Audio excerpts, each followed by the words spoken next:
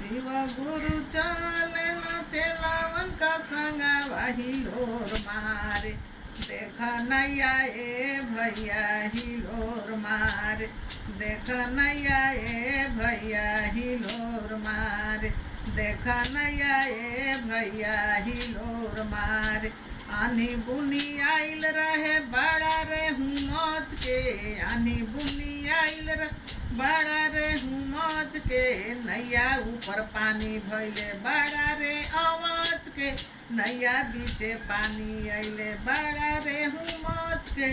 लागता कि केहू नाही बची अब पाई हो लागता कि केहू भैया बच नहीं पाई हो जी गुरु जी सुतल बड़े माया बतिया बूझ के गुरु जी सुतल बन माय बतिया बूझ के चेला लोग घबराई बाड़े अपने में जूझ के चेला लोग घबराई बाड़ा अपने में जूझ के कहाँ विकास बाड़े कहाँ खेवैया हो कहाँ विकास बाड़े कहाँ खेवैया हो देख ए भैया हिलोर मारे देख नैया ए भैया हिलोर मारे अंगूरी से जात दिले आंधी पानी के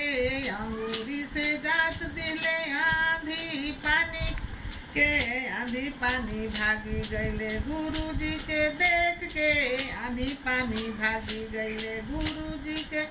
देख के आनी पानी भाग गईले गुरु जी के देख के देख ए भैया नैया हिलोर मारे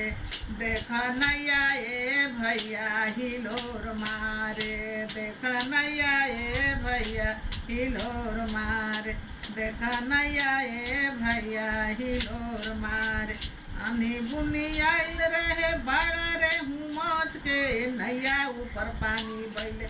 बड़ा रे आवाज के नैया बीचे पानी भैले बड़ा रे